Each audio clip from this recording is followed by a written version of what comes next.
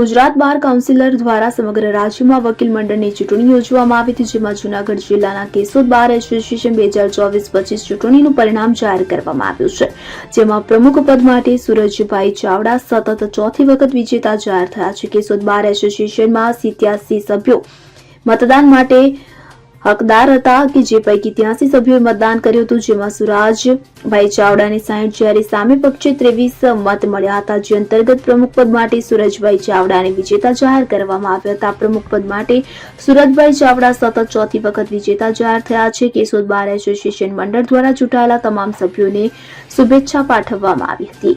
મારું નામ સુરજભાઈ ચાવડા, કેશોદ બાર એસોસિએશનની 2024-25ના વર્ષ માટેની જે વકીલ મંડળની જે ચૂંટણી આજરોજ હતી તેનું અત્યારે પરિણામ જાહેર થયેલ છે, જેમાં 87 વકીલો જે મતદારો હતા તેમાં મને 60 મત મળેલા છે અને સામે પક્ષે ઉભેલા અને 23 મત મળેલા છે।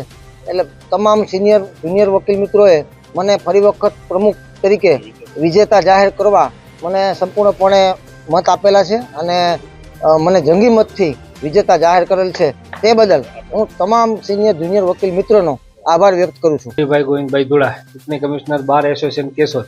આજરોજ કેશોદ બાર એસોસિએશનની પ્રમુખ તથા અન્ય હોદ્દાઓની ચૂંટણી યોજાયેલ હોય, શાંતિપૂર્ણ માહોલમાં મતદાન થયેલ હોય અને મતદાન પૂર્ણ થઈ મત ગણતરી વખતે પ્રમુખ પદ માટે સુરજભાઈ દીપકભાઈ ચાવડા વિજેતા જાહેર થયેલ હોય અને મંત્રી પદ માટે સત્યમભાઈ કરમણભાઈ બોરડ વિજેતા જાહેર થયા હોય।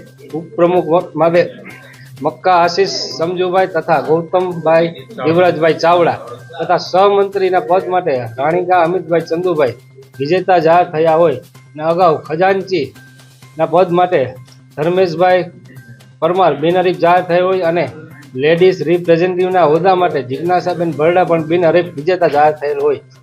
Bureau report CN24 news. હવે જુઓ દેશ દુનિયાની તમામ ખબરો તમારી આંગળીના ટેરવે। ઉઠાવો મોબાઈલ અને ગૂગલ પ્લે સ્ટોર પરથી ડાઉનલોડ કરો અમારી CN24 ન્યૂઝ મોબાઈલ એપ।